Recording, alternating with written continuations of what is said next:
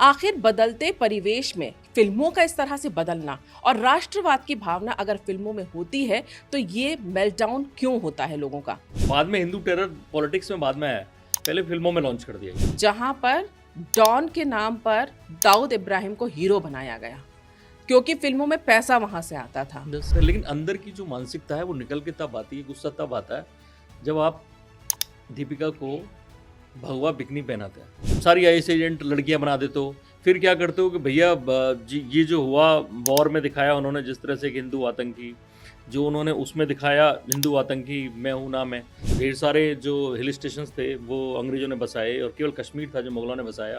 क्या करें, माथा पीटने राही मासूम रजा ने वो डायलॉग लिखा है कि कैसे हटगेवार जी जब सबने अवज्ञा आंदोलन में गिरफ्तार होके जा रहे हैं, जो जंगल सत्याग्रह उन्होंने किया था, तो हर स्टेशन पे जहाँ ट्रेन रुकती है वहाँ स्वयंसेवक खड़े हैं और वंदे मातरम के नारे लगा रहे हैं। कि जो रणवीर का करेक्टर है वो बिल्कुल असली है या है करेक्टर, वो एक एक करके उसको उससे घटनाओं से जोड़ा गया है। ये ठीक है, लियारी टाउन में ये घटनाएं हुई, ये सारे नाम जो चल रहे हैं, सारे जो है रहमान डकैत हो, बाबू डकैत हो, वो सब हैं, ये मुझे मालूम है। एक लियारी टाउन है।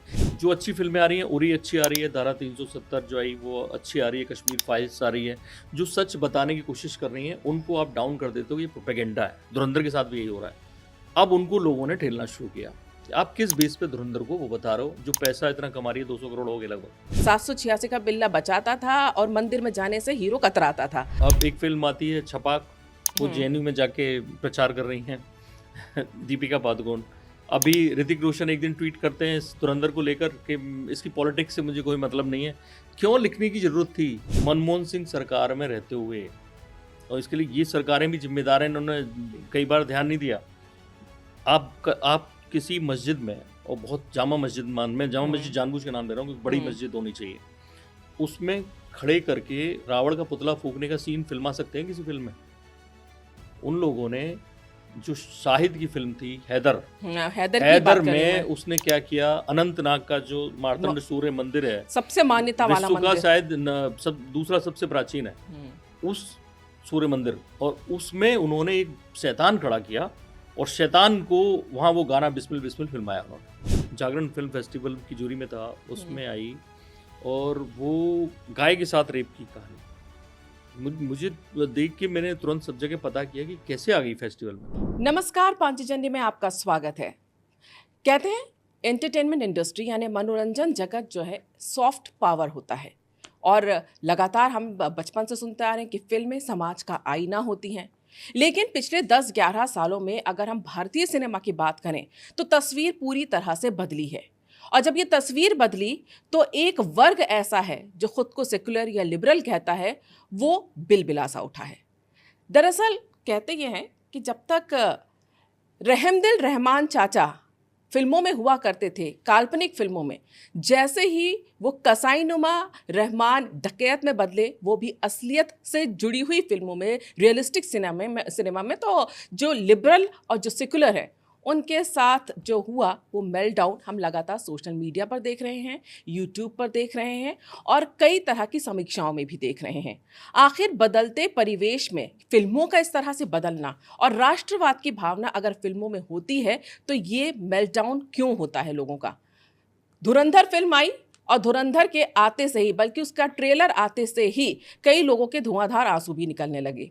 आखिर इस फिल्म में ऐसा क्या है और क्यों अपने आप को जो सेक्युलर और लिबरल कहते हैं लोग, उनको इससे तकलीफ हो रही है। लगातार वो ये कह रहे हैं कि ये फिल्म जो है नहीं बननी चाहिए थी, और वो तो तब जब इस फिल्म में बड़ी बड़ी स्टार कास्ट है और फिल्म 100 करोड़ से ऊपर का बिजनेस भी कर चुकी है। यानी दर्शकों को पसंद आ रही है लेकिन उन्हें पसंद नहीं आ रही। क्यों? क्या उनकी विचारधारा से मेल नहीं खाती, या वो सच जिसे लगातार पिछले 70 सालों से छुपाने की कोशिश फिल्मों के जरिए की जा रही थी वो अब सामने आने लगा है उसी माध्यम से। इसी विषय पे हम चर्चा करने के लिए आज यहाँ पर बैठे हैं और टू द पॉइंट इस पे बात करेंगे। हमारे साथ हैं विष्णु शर्मा, जो कि एक पत्रकार भी हैं, लेखक भी हैं और फिल्म समीक्षक भी हैं। विष्णु जी, मैंने इतनी जो जानकारी दी है, दरअसल मैं खुद धुरंधर देख कर आई हूँ और सच मानिए कि लंबे अरसे बाद कोई ऐसी फिल्म देखी जिसे देखकर आत्मा तृप्त हो गई। बहुत अच्छी फिल्म बनी है और दूसरी बात यह है कि रियलिस्टिक है, काफ़ी घटनाएं जो हैं वो सत्य घटनाएं हैं, और आप और हम इतने सालों से पत्रकारिता करते, कई घटनाओं के हम साक्षी भी रहे हैं। लेकिन जब ये सच दिखाया जा रहा है तो एक ऐसा वर्ग जो लगातार जब से ट्रेलर आया, कभी उसके ट्रेलर को लेकर आलोचना करते हैं, कभी फिल्म को लेकर वो ये कहते हैं कि इस तरह की फिल्में नहीं बननी चाहिए। आखिर क्यों, ऐसा क्या है? देखिए, होता क्या है कि अब तक की आप जो फिल्में देखें लगातार, मैं कह रहा हूँ अगले पिछले 20 साल की देखें, उससे पहले तो हम बाद में जाएंगे, लेकिन अगर 20 साल की फिल्में देखें, 20-25 साल की, तो आप गौर करिए, एक एजेंडा चल रहा था लगातार, और वो एजेंडा फिल्मों में लेट है, लेकिन उससे पहले किताबों में, हिस्ट्री की में चल रहा था। एक खास माइंडसेट लोगों का तैयार करना, और वो खास माइंडसेट कैसे तैयार करना है, जैसे मैं हूं ना फिल्म आई थी शाहरुख खान की, आपको ध्यान होगा, राघवेंद्र सिंह, सुनील शेट्टी, पहली बार एक हिंदू टेररिस्ट बना। तो बाद में हिंदू टेरर पॉलिटिक्स में बाद में आया, पहले फिल्मों में लॉन्च कर दिया गया। और फिर दूसरा इन्होंने क्या किया कि हमारी भारत की जो नीति है, विदेश नीति, उसमें साफ है, पाकिस्तान को लेकर भी, कि साफ है कि पाकिस्तान कहना चाहता है टेरर के हम भी शिकार हैं, और हम कहते हैं कि नहीं, टेरर को यही एक देश है जो पूरी दुनिया भर में, भारत में नहीं, पूरी दुनिया भर में टेरर को यही फैला रहा है, टेररिस्ट को शरण देता है बाकायदा। लेकिन हम क्या दिखाते हैं अपनी फिल्मों में, हमने, हमारे यहाँ के लोग जो कर रहे थे वो क्या कर रहे थे कि उन्हें वहाँ पे बेचनी भी है, प्लस उनकी अपनी कुछ सहानुभूति भी है उनके साथ। तो अब वो कैसे दिखाते हैं कि देखिए, ISI एजेंट देखिए कौन कौन है, करीना कपूर, दीपिका पादुकोण, कैटरीना कैफ, ये अलग अलग फिल्मों में ये ISI एजेंट का रोल कर रहे हैं। उन्हें मालूम है कि अगर लड़का दिखाएंगी तो गड़बड़ हो जाएगी, इसलिए लड़की दिखाओ तो हमें लगे ISI एजेंट मतलब हमारे किसी हीरो की गर्लफ्रेंड है या बीवी है। तो अब वो दोनों मिलके, तो हम क्या दिखाते हैं, हमारी नीति है कि वो, हम टेरर पे उनके साथ नहीं है, वो शिकार नहीं, हम उसे विक्टिम नहीं बताएंगे। लेकिन आप जितनी फिल्में देखनी है, टाइगर देख लीजिए सीरीज, वहाँ वो जॉइंट ऑपरेशन हो रहे हैं, जॉइंट ऑपरेशन हो रहे हैं कि ISI वाले कर रहे हैं और हम मिलके उन्हें मार रहे हैं, आतंकियों को। आतंकी कोई तीसरा है इसमें, आप एक ध्यान रखिए, वो हमेशा पाकिस्तान कहता है कि हम नहीं है, नॉन स्टेट एक्टर्स हैं, नॉन स्टेट एक्टर्स करते हैं। तो हम अपनी भारत सरकार की जो सालों से नीतियाँ हैं, UPA हो या NDA हो, उनको खारिज करते हैं फिल्मों के जरिए कि नॉन स्टेट एक्टर्स ही हैं जिम्मेदार। ये फिल्मों में दिखाया जाता है हमारी इंडिया की में, हम भारत पाकिस्तान उसके शिकार हैं, हमारी नर्सें छुड़ाने सलमान खान जा रहे हैं, तो पाकिस्तान की भी नर्सें वहाँ पे टाइगर में बंद है। फिर इससे एक कदम और आगे बढ़ गई, ये 2 फिल्में आई, टाइगर 3 और योद्धा, एक आध और है इस तरह की। वो एक कदम आगे क्या था कि पाकिस्तान के प्रधानमंत्री को मारने की साजिश हो रही है, हम बचा रहे हैं जाके। ये टाइगर 3 में हुआ, योद्धा में हुआ, सिद्धार्थ की जो फिल्म थी। ये जो अलग अलग प्रोसेस है ना, वो एक माइंडसेट डेवलप करने के लिए हो रहा है। पैसा भी इन्वॉल्व है कि अगर जो 6 देशों में अभी धुरंधर को बैन किया गया, जो अरब देश हैं 6, उनमें बैन किया गया, और पाकिस्तान में भी वो चाहते हैं कि पाकिस्तान से भी पैसा आए, मुस्लिम देशों से भी पैसा आए, तो वो इसके लिए बहुत सारे प्रयोग करते हैं। अब जैसे कहीं हमारे हिंदू नाराज ना हो जाएं, तो उसके लिए वो सलमान खान का गीता का श्लोक पढ़ रहे होते हैं किसी किताब में, फिल्म में, और कभी किसी में कुछ बोल रहे होते हैं, ये बीच बीच में उन्होंने शुरू करते हैं। लेकिन अंदर की जो मानसिकता है वो निकल के तब आती है, गुस्सा तब आता है जब आप दीपिका को भगवा बिकनी पहनाते हैं, तो लगता है कि इनके अंदर कहीं ना कहीं कुछ खुजली चल रही है। इन्हें इंडिया की मालूम है सेंटीमेंट्स कहाँ हैं, लेकिन ये जानबूझ के उन्हें हर्ट करना चाहते हैं, वहाँ ये करते हैं। एक तरफ एजेंडा चला रहे हैं ये वाला, दूसरी तरफ अपने लोगों को खुश कर रहे हैं, पिक्चर को विवादों में लाने के लिए कुछ ना कुछ ऐसा कर रहे हैं। तो ये लगातार एक प्रोसेस है, उस प्रोसेस को आके तोड़ती है धुरंधर जैसी फिल्म, इसलिए ये चिढ़ा है। वो लगातार उसको जो एजेंडा चल रहा था कि भाई ये है, सच्चाई से आपको दूर ले जा रहा था कि भारत पाकिस्तान मिल के कहीं लड़ रहे हैं, भारत पाकिस्तान पता नहीं क्या क्या मिल के कर रहे हैं, दुनिया भर को आतंकवाद से मुक्ति दिला रहे हैं, ये भारत और पाकिस्तान कर रहे हैं, ये हमें बताना चाहते हैं। और इससे क्या होता है कि हमारा पाकिस्तान के प्रति और गुस्सा कम हो, कट्टरपंथियों के प्रति, जो मुस्लिम कट्टरपंथी है उनके प्रति गुस्सा कम हो, और हम ये माने कि वो हमारे भाई हैं और मिल के हमें सबको काम साथ करना है। तो मिलने में बुराई नहीं है, लेकिन आप पहले आतंकवाद तो ख़त्म करो। अभी पुलवामा में क्या हुआ, उसके बाद क्या हुआ यहाँ पे, तो ये सारी चीज़ें जो लगातार चल रही हैं, वो फिल्मों के जरिए इनको सारा जो सेंटीमेंट्स हैं, और ये एक एजेंडा है, बहुत लंबा एजेंडा है।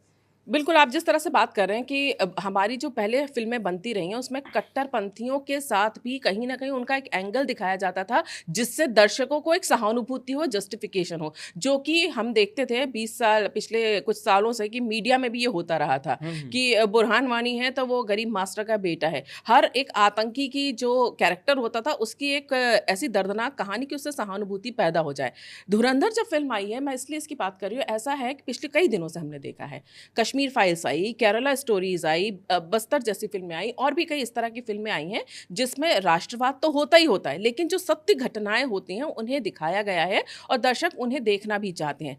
धुरंधर से ज़्यादा तकलीफ लोगों को इसलिए हो जाती है क्योंकि अभी तक जो फिल्में आई थी वो बहुत बड़े बजट की फिल्में नहीं थी। ये एक बिग बजट फिल्म है।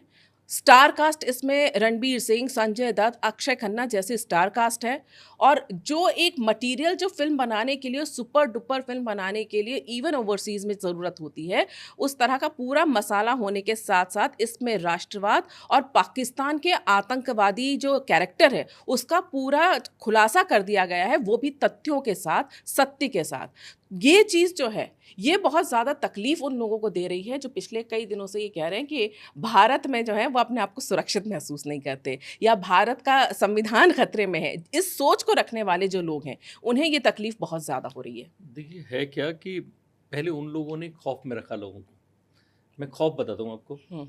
अमरीश पुरी का जब कैरियर लगभग ख़त्म हो गया, रिटायर्ड हो गए, फिर वो अपनी ऑटोबायोग्राफी लिखते हैं। उसमें लिखते हैं कि मैं संघ का मुख्य शिक्षक था दिल्ली में और जो मेरी ज़िंदगी अनुशासन है उनकी वजह से था। लेकिन ये बात वो कभी अपने कैरियर के दौरान नहीं बोल पाए। ये हिम्मत नहीं थी क्योंकि माहौल ऐसा था, यहाँ लोग बोल नहीं पाते थे, यहाँ लिख नहीं पाते थे, जो चल रहा है चलने दो। अगर अमिताभ बच्चन एक फिल्म के डायलॉग में ये बोल रहे हैं कि ढेर सारे जो हिल स्टेशंस थे वो अंग्रेज़ों ने बसाए और केवल कश्मीर था जो मुगलों ने बसाया, क्या करें, माथा पीटने। राही मासूम रजा ने वो डायलॉग लिखा है, कौन लिखे? आप भी सोचिए, माथा पीट लेंगे, मुगल बसा रहे हैं कश्मीर। पूछ तो लो भैया, कश्मीर का नाम का अर्थ अगर पूछ लो, कश्यप, ऋषि तो कश्यप से जुड़ा नाम है तो आएगा। तो आप धीरे धीरे ना स्लो पॉइजन डाल रहे थे एक पीढ़ी के अंदर, और वो स्लो पॉइजन लगातार आप देखिए हमारे ऊपर वाले कई उनसे वो भिड़ जाते हैं। मैं कह रहा हूँ कि सारे, कल एक संजय सिंह उनका एक बयान आया कि कोई भी संघ के लोग क्या वंदे मातरम लगाते हुए जेल में गए हो तो मुझे एक बता दे, मैं चैलेंज करता हूँ। अब हमारे बीजेपी वाले भी ने कोई जवाब नहीं दिया। मैंने कल एक शेयर किया कि कैसे हेडगेवार जी जब सबने अवज्ञा आंदोलन में गिरफ्तार होके जा रहे हैं, जो जंगल सत्याग्रह उन्होंने किया था, तो हर स्टेशन पे जहाँ ट्रेन रुकती है, जहाँ ट्रेन रुकती है वहाँ स्वयंसेवक खड़े हैं और वंदे मातरम के नारे लगा रहे हैं। और वो बाकायदा मैंने वो किताब के पन्ने के साथ शेयर किया ताकि पेज नंबर और ये किताब का नाम सब कुछ आ जाए। तो असल ये कि लोग पढ़ते लिखते नहीं हैं, तो उसका नुकसान ये हुआ। और एजुकेशन जो और हिस्ट्री थी वो इनके सबके पास रही। इन लोगों ने उनको वो किया, बच्चा कुछ काम फिल्मों से लेना शुरू किया। फिल्मों में हमें समझाना शुरू किया कि एक्चुअली में है क्या, और जो वो दबाते जा रहे थे वो अब निकल के बाहर आ रहा है। अब ये जो मुझे इन लोगों से भी वो होती है कि जो जिस बंदे की कहानी बार बार दिखाते हैं, आप कह रहे हैं सच है, रविंद्र कौशिक, ब्लैक टाइगर, उसकी कहानी को, जासूस थे उस कहानी को, बीकानेर का जो नौजवान था शायद, तो उस बंदे को, या राजस्थान में जहाँ के भी हों, उसको लगातार ये दिखाया जाता है और हर फिल्म में दिखाया जाता है। मुझे नहीं मालूम कि जो रणवीर का करेक्टर है वो बिल्कुल असली है या है करेक्टर वो एक एक करके उसको उससे घटनाओं से जोड़ा गया है। ये ठीक है, लियारी टाउन में ये घटनाएं हुई, ये सारे नाम जो चल रहे हैं, सारे जो है, रहमान डकैत हो, बाबू डकैत हो, वो सब हैं, ये मुझे मालूम है। एक लियारी टाउन है, कैसे वो चपेट में आया, कैसे आईएसआई ने उसका इस्तेमाल किया, कैसे उन्होंने बलूचों का इस्तेमाल किया, ये सारी चीज़ें सच हैं और ये ऐसे ही हुआ। अगर ऐसा हुआ तो अगले सीक्वल में आप जो संजय दत्त वाला जो किरदार है उसको बम से उड़ता हुआ पाएंगे। हम ये दिखाने की कोशिश कर रहे हैं उसमें सच था क्या, झूठ था कि हम लोग, हमारा एजेंट उसमें शामिल था, लेकिन बाकी सब सच है। अगर ये सच नहीं भी है, मान लेते हैं रविंद्र कौशिक वाले जो कहानी थी ये उससे करके दिखा रहे हैं, लेकिन ये बाकी से सच है। अब दिक्कत कहाँ आती है कि आप जब, जो एक मुद्दा और चल रहा है वो मैं दर्शकों को शायद ना बताओ, एक विधु विनोद चोपड़ा हैं, बहुत जाने माने डायरेक्टर, कश्मीर पे उन्होंने भी एक फिल्म बनाई थी, बहुत ही उस फिल्म की आलोचना हुई थी जिसको एक लव स्टोरी बता दिया गया था और कश्मीरी पंडितों ने सबसे ज्यादा विरोध किया था। 1942 से लव स्टोरी, वो खुद कश्मीरी पंडित हैं और शायद, और 3 इडियट नहीं, हाँ 3 इडियट उन्होंने, तो ऐसी ढेर सारी बड़ी फिल्में उन्होंने बनाई, अच्छी मनोरंजन वाली फिल्में बनाई, जनेपति यारो बनाई। लेकिन उनकी एक वाइफ है अनुपमा चोपड़ा, वो एक क्रिटिक गिल्ड्स की चीफ बनी बैठी हैं, वो लगातार लोगों ने उनका निकाला। ये एजेंडा कई दिशाओं से चलता है, लोगों को पता नहीं होता कि जो अच्छी फिल्में आ रही हैं, उरी अच्छी आ रही है, धारा 370 जो आई वो अच्छी आ रही है, कश्मीर फाइल्स आ रही है, जो सच बताने की कोशिश कर रही हैं उनको आप डाउन कर देते हो, ये प्रोपेगेंडा है। धुरंधर के साथ भी यही हो रहा है। अब उनको लोगों ने ठेलना शुरू किया, आप किस बेस पे धुरंधर को वो बता रहे हो, जो पैसा इतना कमा रही है, 200 करोड़ हो गए लगभग, तो इतना पैसा कमा रही है, लोगों को इतनी पसंद आ रही है, इतनी सही चीज़ें बताई जा रही हैं और इतनी रिसर्च के साथ रखी गई है। और सबसे बड़ी बात कि लियारी टाउन बनाया वो केजीएफ की तरह उन्होंने जिस तरह से उन्होंने बनाया है और वो सच्ची कहानियां को पिरो रहा है। मैं मानता हूँ फिल्म है तो थोड़ा सा उनमें फिक्टिशियस हो गई, काल्पनिक होता ही है। हाँ। लेकिन हमें एंटरटेनमेंट चाहिए तो वो भी मजा आ रहा है, एंटरटेनमेंट में आ रहा है, तो फिर प्रॉब्लम कहाँ है? प्रॉब्लम बताती हूँ मैं हाँ। कहाँ है। प्रॉब्लम दरअसल ये होता है कि जब ये धुरंधर शुरू होती है और जब आप उसमें असली फुटेज दिखाते हैं संसद के हमले का, जब आप उसमें 814 के हाईजैकिंग की असलियत बताते हैं, जब आप उसमें बताते हैं कि जब 26/11 हो रहा था और बीच फिल्म में वो ओरिजिनल ऑडियो सुनाया जाता है और ये बताया जाता है कि जिसे भगवा आतंकवाद या हिंदू आतंकवाद कहकर एक ये कह सकते षड्यंत्र रचने की कोशिश की गई थी, उसको वहाँ धराशायी किया जाता है, तो तकलीफ वहाँ से शुरू होती तो है। तकलीफ तब क्यों नहीं हो रही थी जब कबीर का धर्म नहीं बताया जाता और उसका धर्म नहीं बताया जाता। जब अभी वो फाइटर आई पठानिया, उसका नाम कुछ नाम रख दिया, तो पहले कुछ नाम उसका शॉर्ट नेम कुछ चलता रहा पूरी फिल्म में, पता ही नहीं चल पाता था कि एक्चुअली में उसका कोई धर्म या जाति भी है। बाकी सबकी दिखती है, इन मेन हीरो की, वो पठान की नहीं। लास्ट तक वो पठान को उन्होंने ये तो कर दिया कि एक मुस्लिम फैमिली ने पाला, लेकिन आप पता नहीं कर पाएंगे वो उस तरह से क्यों खेलते रहते हो, क्यों सारे एजेंडे चलाते हो, हिंदू आतंक और ये सारी चीज़ें, और इन सबको करके फिर आप सारी आईएस एजेंट लड़कियां बना देते हो। फिर क्या करते हो कि भैया ये जो हुआ वॉर में दिखाया उन्होंने जिस तरह से एक हिंदू आतंकी, जो उन्होंने उसमें दिखाया हिंदू आतंकी मैं हूं ना मैं, जो उन्होंने कोशिश की कि ये लोग हैं जो भारत पाकिस्तान की दोस्ती नहीं होने देना चाहते, तो ये तुम क्यों दोस्ती कराना चाहते हो ये भी बता दो। ज़बरदस्ती जो आदमी, जो लोग हमारे यहाँ इतने आतंकी भेज रहे हैं, क्यों फिल्मों में दोस्ती कराना चाहते हो, वो सारी चीज़ें क्लियर हो। तो आपकी एजेंडा खाली ऐसे नहीं है कि हम मुगलों का ये बता रहे हैं या हिल स्टेशन बता रहे हैं कश्मीर को, वो एजेंडा ऐसा धीरे धीरे धीरे धीरे धीरे धीरे पेपस्त करते हैं और वो फोकस पैसा कमाना तो है ही, उनका अपना एक एजेंडा चलाना है, वरना भगवा बिकनी दिखाने का कोई मतलब नहीं था। तो ये सारी चीज़ें जो करते हैं लगातार हर फिल्म में इस चीज़ को समझने के लिए हमें शायद पीछे भी चलना पड़ेगा, इस चर्चा को वहाँ पीछे लेकर चलते हैं, क्योंकि हम स्वतंत्रता के बाद से बात करते हैं। जब एक तरह से देखा जाए 60 के दशक के आसपास हमारा एजुकेशन सिस्टम जो था उस पर एक लेफ्टिस्ट आइडियोलॉजी काबिज हो गई थी और लेफ्ट और मुस्लिम इनका साथ था। मुस्लिम तुष्टीकरण तब की सरकारों को करना था, ये किसी से ढका छुपा नहीं है। फिल्में जो हैं सॉफ्ट टारगेट, क्योंकि एंटरटेनमेंट का सबसे बड़ा जरिया तब वही होती थी और शायद यही वजह है जो आज अब खुल के लोग बोलते हैं कि हर फिल्म में जो है एक रहमदिल रहीम चाचा हुआ करते थे। भले ही एक देशभक्त भी, एक देशभक्त होते थे, वही देशभक्त होते थे, वही रहमदिल होते थे, 786 का बिल्ला बचाता था और मंदिर में जाने से हीरो कतराता था। ये तमाम चीज़ें इतनी बारीकी से बुनी गई और इसका साथ देता था वो मीडिया जो इन फिल्मों को लेकर बढ़ा चढ़ा के लिखता भी था। आप तो खुद मीडिया से रहे हैं, क्या आपको पता होना चाहिए कि जब ये न्यूज़ चैनल आने वाले थे तब ये बताया जाता था लिखवाते समय कि जब आपको स्क्रिप्ट कैसे लिखनी है, स्क्रिप्ट लिखनी है जो फिल्मों की भाषा होती है, हमें फिल्मों की भाषा लिखनी है, उसमें अधिकतर उर्दू के शब्द होते हैं, शायद मुस्लिम शब्द इस्तेमाल करना है नहीं आप अल्पसंख्यक, हाँ, और दूसरा समुदाय अल्पसंख्यक, इस तरह की बातें करना है, चाहे फिर कुछ भी आप वो करते रहें, लेकिन तस्वीर गोधरा के बाद बदल जाती है। जब वो खुल के बोलने लगे चीज़ें बदली, लेकिन फिर भी खुल के कोई नहीं बोलता था। 2014 के बाद जब ये सारी चीज़ें खुलकर सामने आने लगी, क्या आपको लगता नहीं कि फिल्म इंडस्ट्री पे भी जो कब्जा था, हालांकि वो इतना गहरा है कि 10 साल लग गए इस तरह की फिल्मों को बनने के लिए, और अब जाकर इस तरह की चीज़ें हो रही हैं, उसमें भी काफ़ी कैलकुलेशन के साथ स्टार्स या बड़े बड़े समीक्षक प्रतिक्रिया देते हैं।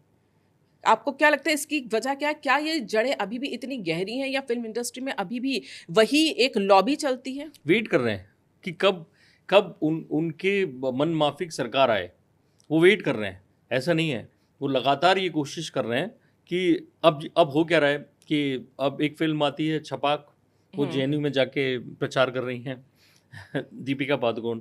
अभी ऋतिक रोशन एक दिन ट्वीट करते हैं इस धुरंधर को लेकर कि इसकी पॉलिटिक्स से मुझे कोई मतलब नहीं है। क्यों लिखने की जरूरत थी? ये ऋतिक को बाद में किसी ने समझाया तो उन्हें दूसरा ट्वीट किया कि तारीफ करनी तो तारीफ करो, तुम्हें पॉलिटिक्स क्या इसमें ढूंढनी है? तुम इतनी सारी फिल्में कर रहे हो, तुमने फाइटर को लेके नहीं पूछा कि तुम्हारा नाम क्या था और तुम क्यों फाइटर में। आपने एक डायलॉग में याद दिलाता हूँ, सबको बताता हूँ। फाइटर में उनका एक डायलॉग था कि जैसे उरी में एक डायलॉग था, आदित्य धर की फिल्म थी, हाउ इज द जोश। हाउस द जोश, हाँ। ऋतिक रोशन की फिल्म में डायलॉग है, हाउ इज द गोश्त। क्या मतलब है? आप खाना खा रहे हो, हाउ इज द जोश की जगह हाउ इज द गोश्त। आप ह्यूमिलिएट कर रहे हो क्यों जोड़ बेसिकली एक भावना को। आप एक भावना को खत्म कर रहे हो, और पूरी फौज का, आप फौज का अपमान कर रहे हो, लेकिन आप मजाक में लगे उस बात को। तो आपने ऋतिक रोशन को वहां पॉलिटिक्स नहीं दिखी है, लेकिन क्योंकि उनकी जो गर्लफ्रेंड नई बनी है उसको लेके तमाम सवाल उठ रहे हैं। वो जेएनयू में नारे लगा रही है, वो जिस फैमिली से रिलेटेड है वो एंटी पूरी हिंदुत्व आइडियोलॉजी पर है, तो वो सवाल उठा रहे हैं लोग कि क्यों तुम क्यों भैया वो हो रहे हो, इतना तुम उससे प्रभावित हो रहे हो कि सारी चीज़ें यहाँ खराब कर रहे हो। एक ट्वीट दीपिका नहीं कर रही हैं धुरंधर के लिए, लोग ये सवाल उठा रहे हैं। तो दिक्कत ये है कि इतने सारा घुस गया है मामला, वो लोग शांत बैठे हैं, चीज़ें समझ रहे हैं। उन्हें कश्मीर फाइल्स बहुत ही बुरी लगती है। बंदा सिंह चौधरी एक फिल्म आई थी, लोगों ने नहीं देखी, मुझे मालूम है। मैंने उस फिल्म को देखा तो वो दूसरी कश्मीर फाइल्स थी। वो उसमें जो अपने सर्किट भाई मुन्ना भाई वाले अरशद वारसी वो थे उसमें मेन रोल में। वो कहानी क्या थी कि एक हिंदू लड़का किसी पंजाबी लड़की से उसको प्यार होता है और वहीं उनके गांव में रहना शुरू कर देता है, और पंजाब में ही कहीं एक दौर रहा होगा, किसी काम से गया होगा, वो रहना शुरू कर दिया। अब जब खालिस्तान वाली जो हावी हुई लॉबी, तो अचानक क्या हुआ कि पोस्टर चिपकाए जाने लगे, जो भी हिंदू में भागो, जो भी हिंदू में भागो। वो उसने तय किया कि मैं नहीं जाऊँगा, मेरा भी तो गाँव है। वो रह रहा था इतने सालों से वहाँ पे, बोला मैं यहीं रहूँगा। आखिर में वो उनसे मुकाबला करता है। पूरी फिल्म यही दिखाई गई है कि पूरा गांव फिर उसके साथ हो जाता है, वो सब मुकाबला करते हैं उन लोगों का। तो एक मैसेज था कि उस दौर में वहाँ हिंदुओं ने क्या झेला होगा, कि आईएसआई कैसे इन्वॉल्व थी वहाँ पे और कैसे इन लोगों को भड़काती है, उस भड़कावे में आ रहे हैं। लेकिन लोग चर्चा नहीं करते, लोग चर्चा नहीं करते। ये लोग क्या करते हैं कि छोटी छोटी चीज़ें उठा के वो ऐसी डालेंगे कि आप लोग चर्चा करेंगे, भाई ये कैसे डाल दिया। मैंने हमको बताया था एक बार, हम लोग बातचीत में वैसे ही बता रहे थे, मैं दर्शकों को बता देता हूँ। ऋतिक रोशन की फिल्म आई जिसमें सैफ अली खान के साथ जो एक फिल्म थी जो विक्रम बेताल पे बेस्ड थी, विक्रम बेदा। उस फिल्म में अब ये कैसे पूरे हिंदुत्व पे कैसे निशाना साधते हैं और मूर्खता कर रहे हैं अपने आप ही। और वो क्या कर रहे हैं कि ऋतिक रोशन बड़े गुंडे बने हैं, उनके साथ शारिब हाशमी छोटे गुंडे बने हैं। तो ऋतिक रोशन किसी बात से गुस्सा है शारिब से, और शारिब से बोलते हैं कि भाई तुम ये जो तुम जानते हो शिव जी के गले में जो नाग होता है वो क्या है, तो कौन है वो कहते हैं कि नहीं।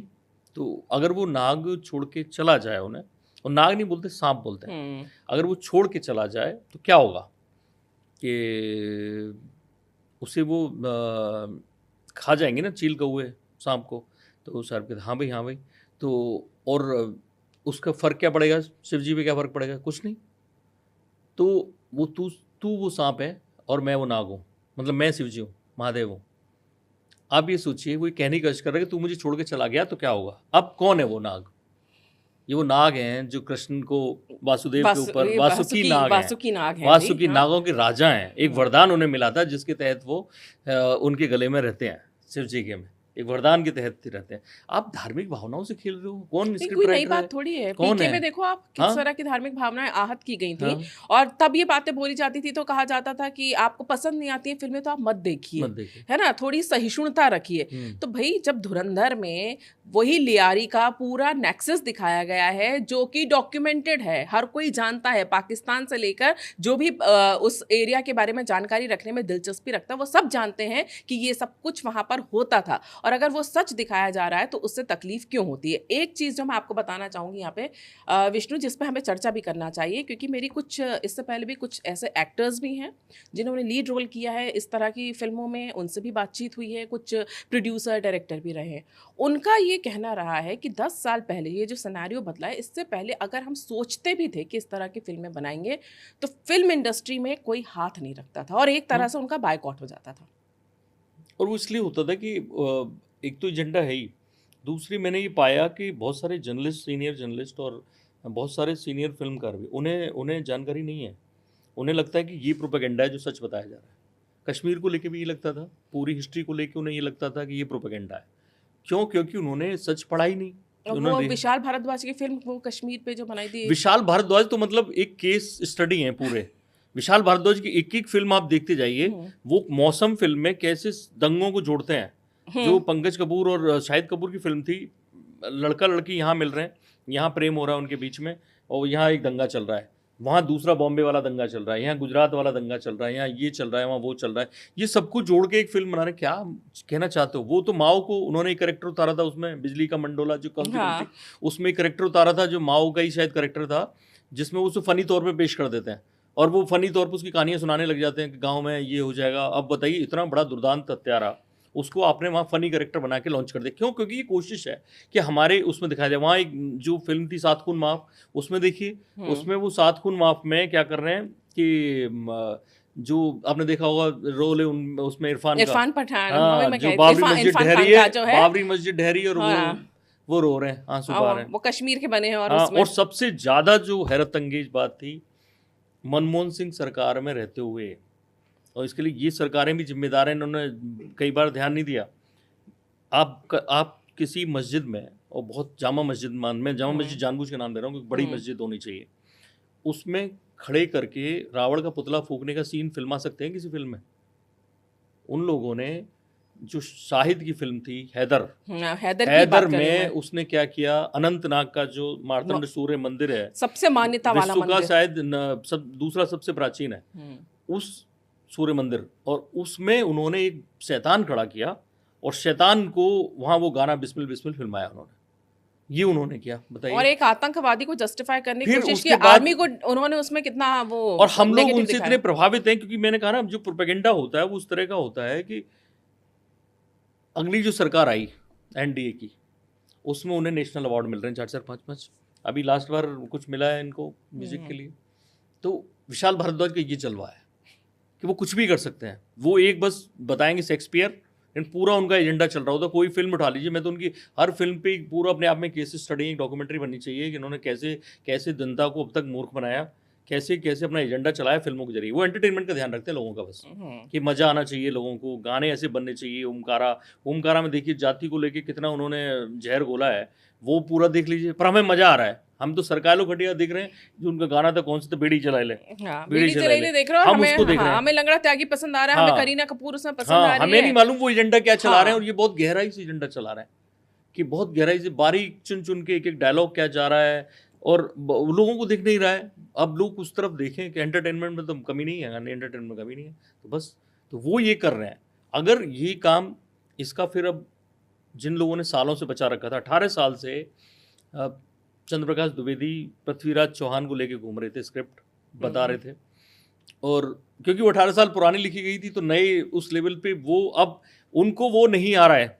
मेरी उनसे बात हो रही थी, मैंने उनसे पूछा कि आपने ये एकदम वो क्यों कर दिया, इतनी वास्तविकता के करीब क्यों दिखा दिया कि पृथ्वीराज चौहान ऐसे बैठे हुए हैं और सारे जमीन पे ही उनके सारे दरबारी बैठे हुए हैं, बैठते भी ऐसे ही थे पृथ्वीराज चौहान, लेकिन अजीम उशान सहनसा। भाई तो अमिताभ, उसकी अगर आपको फिल्मों से ही लेना है, अगर रियलिटी लेनी होती जोधा अकबर वाले में, जोधा थी कि नहीं ये नहीं मालूम। प्लस वहाँ पे जब अजीम उशान सहनसा, ऋतिक रोशन जैसा स्मार्ट बंदा, और काम अकबर कद में, हाइट में, सब में अफीमची आदमी, हाँ इतना बदसूरत लगता था, आपने उसको एकदम हीरो बना दिया। तो आपने क्यों नहीं सोचा ही, सारी गलती वहाँ रही, तो इसकी वजह से वो फिल्म ज़्यादा लोगों तक नहीं पहुँच पाई, ज़्यादा लोगों ने नहीं देखी। और पृथ्वीराज चौहान क्योंकि उन्होंने वास्तविकता के करीब आई। तो ये सारा माइंडसेट इस तरह का है कि आपको उनकी तरह बनना पड़ेगा, और धुरंधर में ये कोशिश उनकी तरह हुई है। सच्चाई भी दिखाई, आप चैलेंज करें सच्चाई को। आदित्य राज कौल ने उसके लिए रिसर्च किया, जर्नलिस्ट हैं, वो उस एरिया के अच्छे से बहुत अच्छी तरह से जानकारी रखते हैं, और उसको उन्होंने एंटरटेनमेंट का ध्यान रखा, किस तरह से देना है, एक्टिंग का ध्यान रखा। रणवीर के साथ मैंने देखा कि वो भरपूर ये कंट्रोल करते हैं कि मेरा रणवीरपन बाहर ना आए, मैं जैसे उछल कूद मचाता फिरता हूँ वो ना दिखे, मैं पिटता रहूँ, मैं गालियाँ खाता रहूँ, ठुकता रहूँ, वो करते रहे, एक शांति से रोल करते रहे, जो किरदार की डिमांड थी, और उन्होंने किया वो। उन्होंने अक्षय खन्ना को बड़े होने दिया, चाहते तो उस पर ऐतराज़ कर सकते थे कुछ सीन्स पर, नहीं किया, उन्होंने नहीं किया, और वो फिल्म की डिमांड थी और वो उस तरह से ले गई पूरी फिल्म को। लेकिन जो बाकी चीज़ें थी वो सब पे बड़ा एक असर था जो लोगों को पसंद आ रहा है, लोगों को लग रहा है सच्चाई, क्योंकि अब इन्हें लगेगा ये प्रोपेगेंडा है।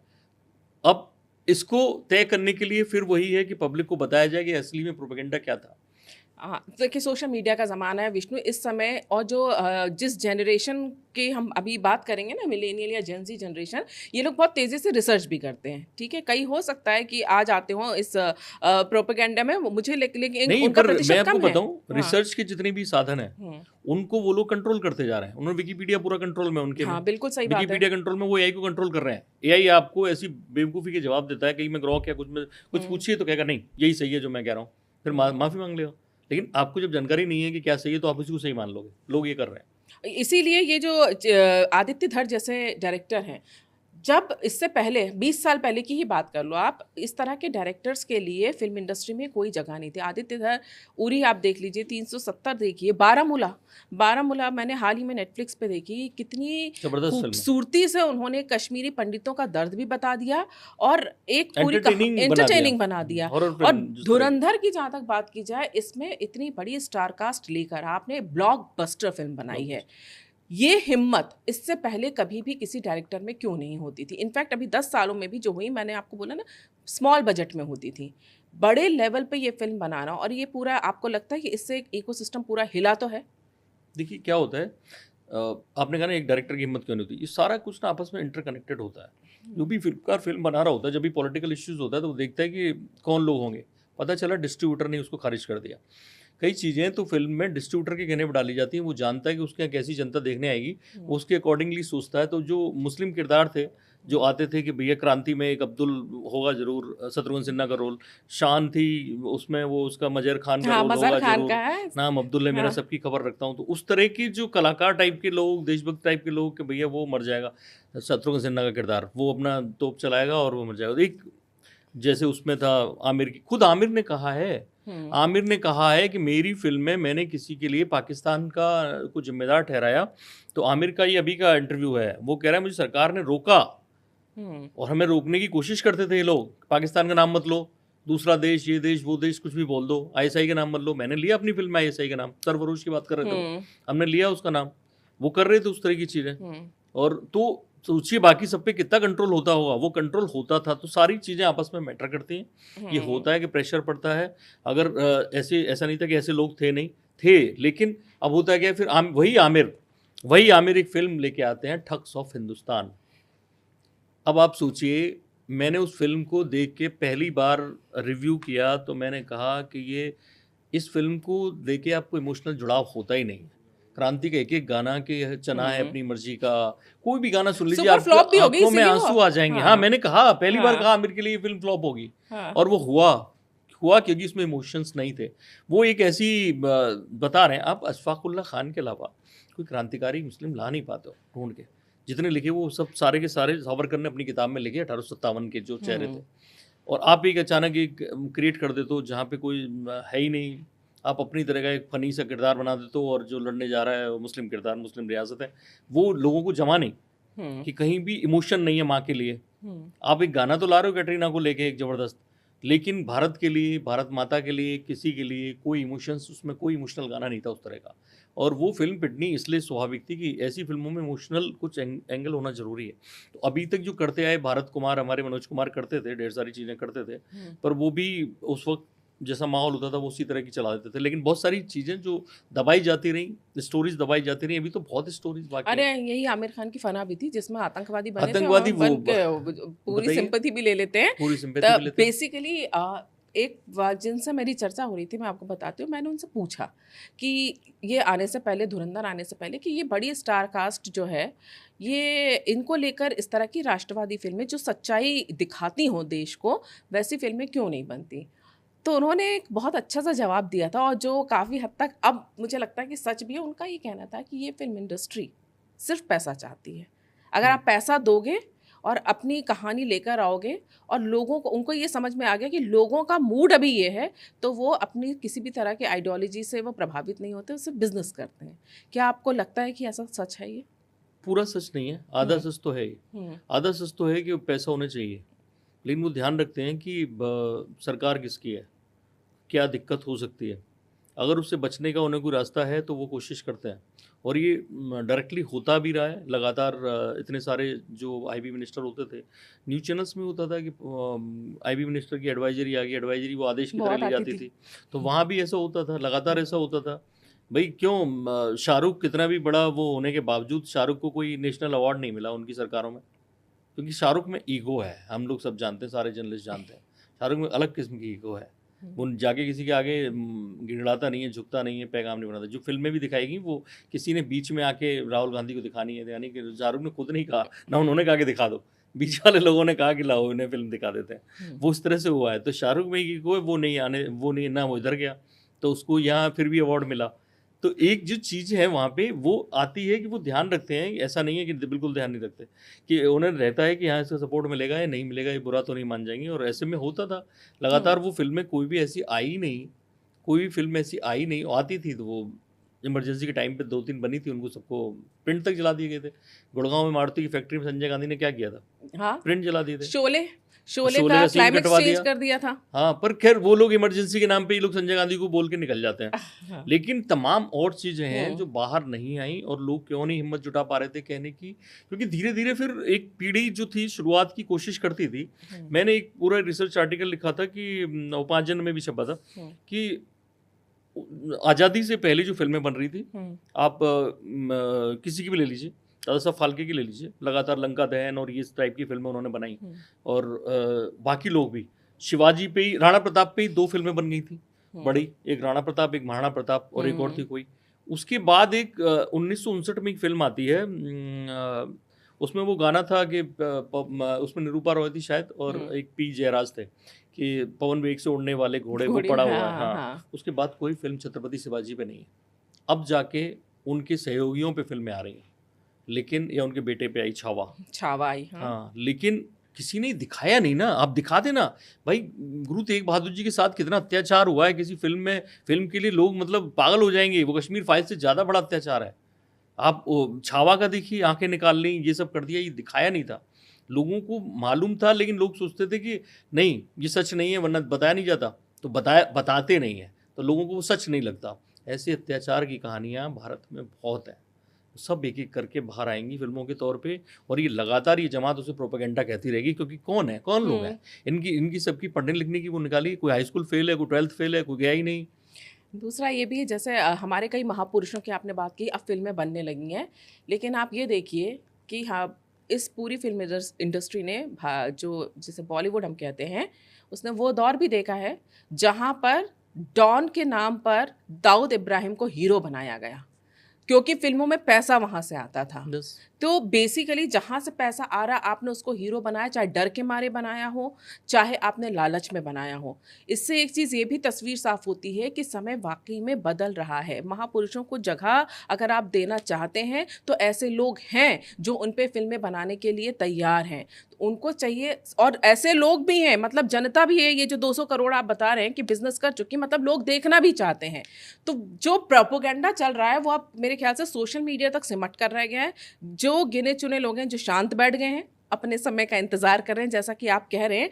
और अभी जो लोगों का मूड है वो साफ बता रहा है। रणवीर सिंह चाहे दीपिका ट्वीट करें चाहे ना करें, लेकिन उनको ये समझ में आ गया होगा कि जब आखिर में ये डायलॉग आता है कि ये बदलता हुआ भारत है, यहाँ ये घुसकर मारता है, तो और उस पर जब लोगों की तालियां बजती हैं तो इससे मूड समझ में आता है कि जनता क्या देखना चाहती है, क्या समझना चाहती है, और सच को वो समझने लगी है। अभी भी साइड से पकड़ रहे हैं। बाजीराव मस्तानी में क्या हुआ, उन्होंने बाजीराव को एक ऐसा आदमी बता दिया, बाजीराव को एक रोमांटिक आदमी बना दिया। जो एक मस्तानी के पीछे पागल रहता था। जनरल मांटगोमरी, सेकंड वर्ल्ड वॉर का उनका सेनाओं का चीफ, जो अमेरिकी और ये सब सेनाएं थी उनका चीफ, वो अपनी जो वर्ल्ड वॉरफेयर पे उन्होंने किताब लिखी है, उसमें वो भारत के 2 युद्धों को दुनिया के सबसे बड़े तेज युद्धों में लेता है, जो बहुत फास्ट। कोई युद्ध नहीं हारे थे बाजीराव। तो उनमें बाजीराव का युद्ध था, जो दिल्ली पे चढ़ाई की उन्होंने 15 दिन में आके घोड़े से, जो 500 घोड़े लाए। और वो बाजीराव के लिए ब्रिज क्रिक टेक्निक की बात करता है। वो बिजली की तेजी से आता है बाजीराव और एकदम से स्तब्ध कर देता है लोगों को। वो वहां पे बंदा वो बाजीराव की तारीफ कर रहा है, और यहाँ बाजीराव को बता दिया है, और वो मर जाता है इश्क का मारा सा। यही हो रहा है ये अभी। कैरेक्टर आपने जो है एक महान कैरेक्टर को कितना छिछला बना दिया उसमें, वही और ये ऐसे फिल्म सुपरहिट भी हो जाती अभी है। इतने अनसंग हीरोज हैं इंडिया में, उन पे फिल्में बने हैं, इतने सारे अनसंग हीरोज हैं। मतलब जो 1915 में जो उस वक्त आई थी यहाँ पे राजधानी 12 में आई थी, दिल्ली, कलकत्ता राजधानी थी उससे पहले। वहाँ पे जो पुलिस चीफ था, अंग्रेजों का जो पुलिस चीफ था, उसका एक डायलॉग मैंने अपनी किताब में लिया, एक स्टेटमेंट था। उन्होंने बोला था कि अगर बाघा जतिन की मौत पे कहा था, अगर बाघा जतिन की योजना कामयाब हो गई होती तो देश मतलब तभी आज़ाद हो गया होता और ये राष्ट्रपिता होता है।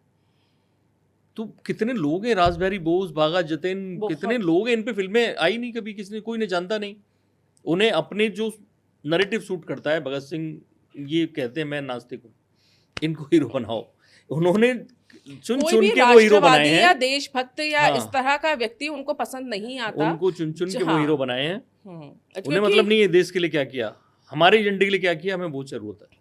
ये है कहानी। हम क्योंकि सॉफ्ट पावर की बात कर रहे हैं तो इसमें से फिल्में नहीं आती। आज के समय में सॉफ्ट पावर में एक बहुत बड़ी भूमिका ओटीटी प्लेटफॉर्म निभा रहे हैं, और ये ओटीटी प्लेटफॉर्म इसलिए महत्वपूर्ण हो जाते हैं क्योंकि जो अभी की जनरेशन है, जो जेनजी है या मिलेनियल हैं, उनके लिए जो ब्रिंज वॉचिंग जिसे कहते हैं, वो उसी में सारी चीज़ें देखते हैं, सिलेक्ट करके अपने समझते हैं। एक नैरेटिव वहाँ से भी पुश किया जा रहा है, और उसके ऊपर जिस तरह की लॉबी हावी है, आपको लीला याद होगी, हाँ, कि किस तरह से उन्होंने ऐसे कई फिल्में हैं, जिस कई ऐसी सीरीज हैं जिनके ऊपर लगातार विवाद होता रहा है।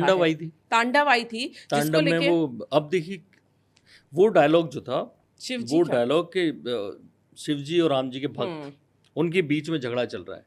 ये कब रामानंदी और वैष्णवी संप्रदाय, मतलब ये आज की जनरेशन को पता ही नहीं होगा, वो तब की बात हो रही है। और तब को लेके ये जेएनयू ब्रांड जो करते रहते हैं सारी चीज़ें, उसमें वो डायलॉग वहाँ नाटक में डाल रहे हैं। क्या करना चाहते हो? आज कौन सी झगड़ा चल रहा है? आज सब एक हैं। हुआ होगा कुछ छोटा मोटा तब, उसको भी तुम लोगों ने बड़ा किया होगा, आज वो बड़ा कर रहे हो, आज वो उसमें डाल के बच्चों को याद दिला रहे हो कि भैया शिव जी ऐसे हैं, वो ऐसे हैं, क्योंकि वो फन में ले जाएं। हर चीज़ फन में ले जाने के लिए, शिव जी का सांप फन में ले जाओ, हर चीज़ को फन में ले जाओ, फन में ले जाके एक दिन उनको ऐसे डाउन कर दो। तुम फन करना है मोहम्मद साहब पे किसी दिन फन करके देखो, कह रही हूं कि ये मोहम्मद साहब पे फन करो, एक चित्री बना दो। सनातन धर्म आलोक तोमर केबीसी के डायलॉग लिखते थे, बताइए कितने बड़े पत्रकार। आलोक तोमर ने एक कार्टून जो फ्रांस में छपा था, वो अपने यहाँ मैगजीन में छाप दिया, शार्ली हेब्दो वाला। हाँ, और वो कितने महीने तक उनको बेल नहीं मिल रही इंडिया में, ये स्थिति हो गई थी बेचारे। मतलब ऐसा शौक लगा कि वो जल्दी चले गए, ये स्थिति है। ये हम क्योंकि फिल्मों की इसलिए बात करने के साथ साथ ओटीटी की बात करें, लगातार इस पे हम मांग भी करते रहे, पत्रकार भी लगातार बोलते रहे कि क्या ओटीटी पे भी थोड़ा सा सरकार को ध्यान देना चाहिए। देखिए, ऐसा नहीं कि सरकार ध्यान नहीं दे रही है। सरकार की मुझे बीसीओ मीटिंग के बारे में पता है, और कई बार उनके यहाँ से अलग अलग जो फैसले हुए, और वो सब जो एक कंप्लायंस जो अधिकारी की बात हुई थी कि ये जाएगा, एक ग्रीवेंस टाइप के सुनेगा लोगों की, और एक अधिकारी सबने नियुक्त भी किया। अब लोग कितनी शिकायत कर रहे हो, कितनी नहीं। फिर ये भी एक अभी बात हो रही है कि ओटीटी की फिल्में भी क्या सेंसर बोर्ड के हवाले हों, क्योंकि वो लगातार इंटरनेट बोल के निकल जाते हैं कि हम इंटरनेट है, और अब हालत ही हो गई है घर में लगा हुआ है और हम फैमिली के साथ कंट्रोल नहीं कर पा रहे, सेंसरशिप नहीं है कोई, और वो उसके जरिए वो कुछ भी दिखाने की कोशिश करते हैं। वो बहुत वो ऐसे माइंड्स को टारगेट कर रहे हैं जो भी बहुत फ्रेजाइल हैं। हाँ। युवा वर्ग जो है, या टीनेजर्स जो है, या जो छोटे बच्चे हैं, उनको आप उस समय अगर इस तरह की चीजें, उसमें आप सोच नहीं सकते किस लेवल का। मैं सोचता एनीमे देख रहे हैं बच्चे, जापान का एनीमे देख रहे हैं। एक दिन मेरी बेटी जो 9th में पढ़ती है, उसने शिकायत की कि पापा ये, उसका छोटा भाई 4th में पढ़ता है, ये ए वाला एनीमे देख रहा है। मैंने ए वाला भी एनीमे आता है? अब पहली बार मैं चौंका। अब मैंने देखा उस पर एडल्ट के लिए एनीमे अलग है, तो मैंने कहा पता नहीं क्या क्या बोल रहे होंगे, क्या देख रहा होगा। अब इस तरह से ही जा रहा है, और हमारे लोगों को कुछ पता ही नहीं है। कार्टून में किसिंग, बच्चों की कार्टून डायलॉग्स जो थे, शिनचैन जैसे कार्टून को बैन करना पड़ा था, जिसमें इतने अश्लील डायलॉग हुआ करते थे जो छोटे बच्चे और 5 साल की उम्र के बच्चे देखते थे, 4-5 साल के, है ना, माएँ खाना खिलाते खिलाते दिखाती थी।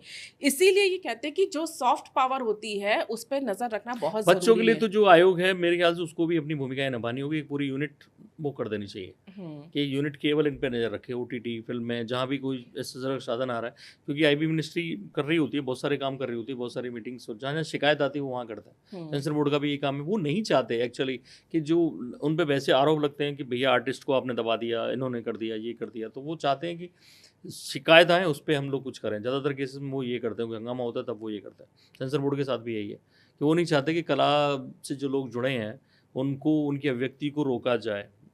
मॉडर्न सब कोई दिखना चाहता है, आधुनिक दिखना चाहता है, और उसका फ़ायदा ये लोग मिसयूज करके लेते हैं। मैं एक फ़िल्म अभी जागरण फिल्म फेस्टिवल की जूरी में था, उसमें आई, और वो गाय के साथ रेप की कहानी मुझे देख के मैंने तुरंत सब जगह पता किया कि कैसे आ गई फेस्टिवल में। पता चला कि फेस्टिवल्स में एक रूल है कि आप अगर आपने फिल्म हॉल में नहीं दिखानी है तो आप फेस्टिवल में ले जा सकते हो बिना सेंसर बोर्ड के। ये फेस्टिवल के नाम पे भी कई जगह फिल्में इस तरह की ठूसी जा रही हैं।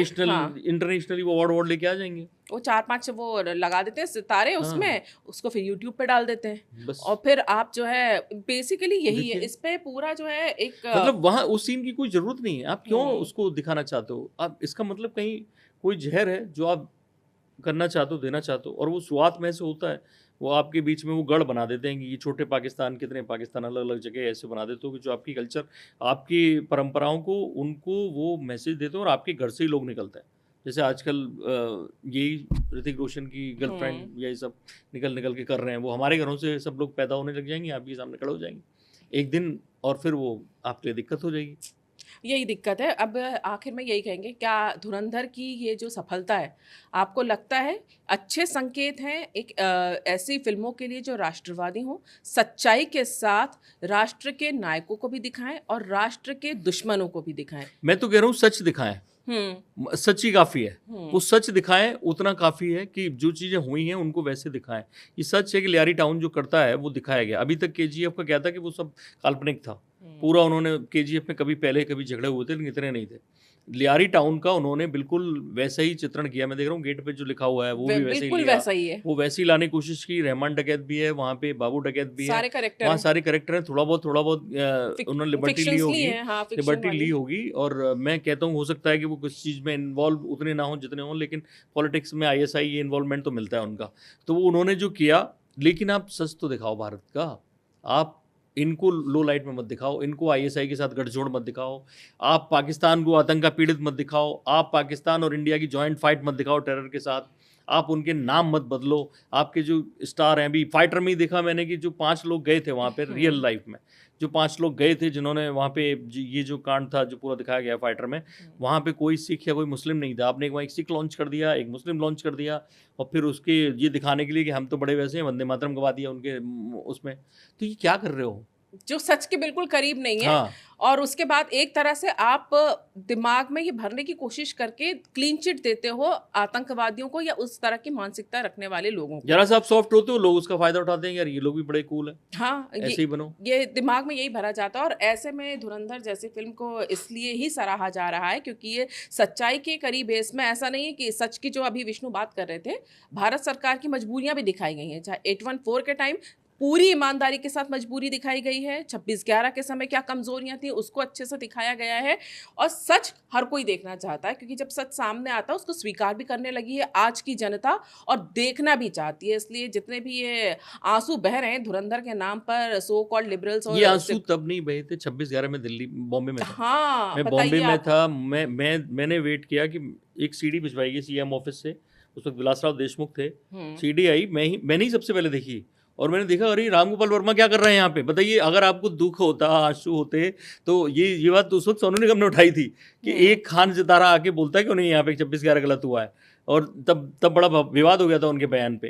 फिर क्या हुआ कि वो जो CD थी, मैं देख रहा हूँ वो पूरा रामगोपाल वर्मा यहाँ पे कह रहे मैं ताज पे फिल्म बनाऊंगा, इधर वो CM ने घुमा रहा है पूरा कि भाई ये ऐसे तो हुआ आप मजा ले रहे हो कि आपके लिए पिकनिक स्पॉट है ये, आपके लिए अवसर हो गया ना। बेसिकली आप अवसर ढूंढ रहे हो कि इस पूरे हादसे को हम मौके को कैसे फिर बेशर्मी से ये कह रहे हो कि 26/11 में RSS का हाथ था। बताइए, ये सारी चीजें बदली हैं, चाहे वो संस्कृति के तौर पे देखा देखा जाए बाहुबली में जिस तरह की फिल्म थी और भारतीय संस्कृति को जिस तरह से दिखाया गया, उससे एक तो ये साफ हो गया कि मुगल ही नहीं थे कि जिन्होंने ऐसी जिनको ग्लोरीफाई करके दिखाया गया वो ऐसे नहीं थे। हमारी संस्कृति कितनी रिच है उसको लोग देखना पसंद करते हैं, पसंद ही नहीं करते, अब उस पर गर्व भी करने लगे हैं। जब नहीं, हमने मुगल की बात की ना, तो हाँ। ये 4 मुगल ही क्यों दिखाते हो आप? आप जाओ ना, महमूद सा रंगीला को भी दिखाओ, जो वो मोहम्मद सा रंगीला था, जो हाँ। लड़कियों की ड्रेस में आता था। हाँ, उन मुगलों को दिखाओ जिनको काट काट के यमुना के पीछे फेंक दिया था, तोड़ के, उनको दिखाओ। उसको भी दिखाओ जिनको हटा के बाजीराव ने कहा था इसको इस गद्दी से हटाओ, दूसरे को बैठाओ। जिन्होंने सिंधिया थे, जो माधव राव, क्या नाम था उनका, महादजी सिंधिया। महादजी सिंधिया ने भी तो एक यहाँ पे बैठाए थे कोई मुगल बादशाह, अपना कठपुतली, उसको भी दिखाओ कि ऐसे ऐसे लोग थे। जब कहानियाँ दिखा रहे हो तो ये भी दिखाओ कि भाई ये जो कहते हैं कि हमने अंग्रेजों की नौकरी करते थे, तो अंग्रेजों की नौकरी तो गंगाधर नेहरू के पिताजी करते थे ना, लक्ष्मी नेहरू और लक्ष्मी नारायण नेहरू। वो तो अंग्रेजों के एजेंट थे मुगल दरबार में, और फिर उनके बेटे गंगाधर नेहरू मुगलों के कोतवाल थे। तो वो कहानी दिखाओ पूरी, उन पे जो आरोप लगते हैं कि खजाना लेके भागे, क्या किया। तो ये सारी कहानियां भी तो फिल्मों में आनी चाहिए। फिर अगर मुगलों की इतिहास बता रहे हो तो बहादुर शाह के बाद, प्रथम के बाद जितने मुगल हुए हैं सबकी कहानी सुना दो, ये सही बात फिर है। मजा आएगा। वहाँ पे फिर पता चलेगा कुछ मराठों की भी कहानी है, मराठा वीर भी थे जिनके इशारे पे ये पूरा मुगल वो चलता था। आप दिखाते ऐसे हो तो हमें नीचा दिखाना चाह रहे हो। जो यहाँ के लोग मूल निवासी, उनको सबको नीचा दिखाना चाहते हो कि भाई एक अजीम उशान शहंशाह थे, आए और उन्होंने सब कभी आगरा जाओ ना भाई, आगरा की गलियों में फेमस है कि एक घर दिखाते हैं वहाँ पे लोग, यहाँ अकबर को बंद करके कमरे में पीटा गया था, किसी महिला के चक्कर में घुस गया था वहाँ वेश बदल के, वो वहाँ पीटा गया था, वहाँ कहानी है, पर वहाँ दिखाते ही नहीं लोग। तो ऐसी 50 कहानियाँ हैं। ये बताओ कैसे, क्यों बने रहीम खान खाना संत, क्यों बन गए वो इतने संत क्यों बन गए? हाँ, महाराणा प्रताप का बेटा उनकी पूरी फैमिली को अरेस्ट करके ले गया था, तो महाराणा प्रताप ने कहा तुम महिलाओं को क्यों लाई, बहुत गलत है, माफ़ी मांगो और इनको सम्मान के साथ छोड़ के आओ।